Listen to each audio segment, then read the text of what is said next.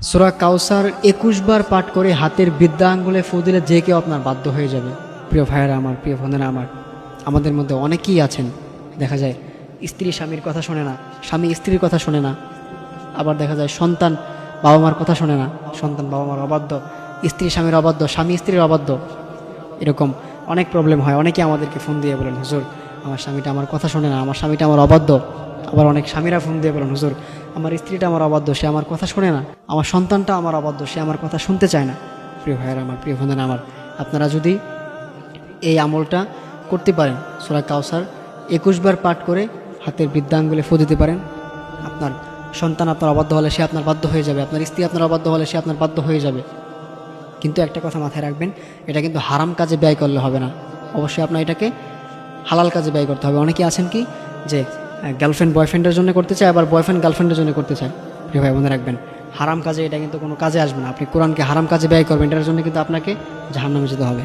এটা হয়তো আপনার জাহান্নামের কারণ হয়ে যাবে। এই জন্য হারাম কাজে এটা কেউ এটা ব্যয় করতে চাবেন না, এটা হারাম কাজে কেউ এটা চেষ্টা করবেন না, এটা কখনো হারাম কাজে এটা কাজে আসবে না। অবশ্যই আপনাকে হালাল কাজে করতে হবে। হারাম সম্পর্ক যদি হয় সেই ক্ষেত্রে এটা কাজে আসবে।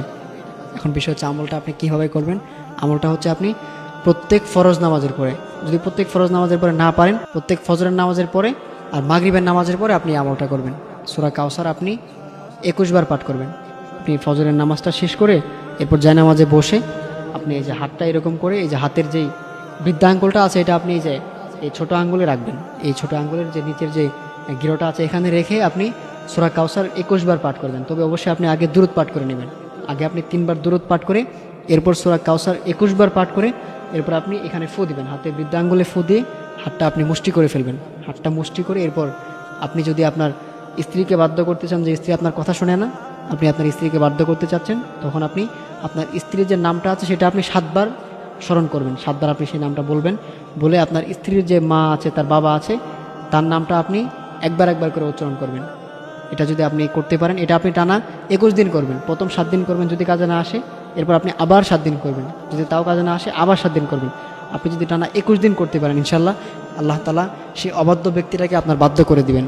এই জন্য প্রিয় ভাইরা যারা আছেন, বোনেরা যারা আছেন, যদি আপনার স্বামী আপনার অবাধ্য হয়, আর স্বামীরা যারা আছেন যদি আপনার স্ত্রী আপনার অবাধ্য হয়, আবার পিতামাতারা যারা আছেন যদি আপনার সন্তান আপনার অবাধ্য হয়, আপনারা যদি এই আমলটা একিনের সাথে, আপনারা বিশ্বাসের সাথে এই আমলটা যদি আপনারা কন্টিনিউ করতে পারেন, ইনশাল্লাহ আপনারা যদি টানা এটা ২১ দিন করতে পারেন, দেখবেন সেই অবাধ্য ব্যক্তিটা আপনার বাধ্য হয়ে যাবে। আল্লাহ তাআলা সেই অবাধ্য ব্যক্তিটাকে আপনার বাধ্য করে দেবে ইনশাল্লাহ।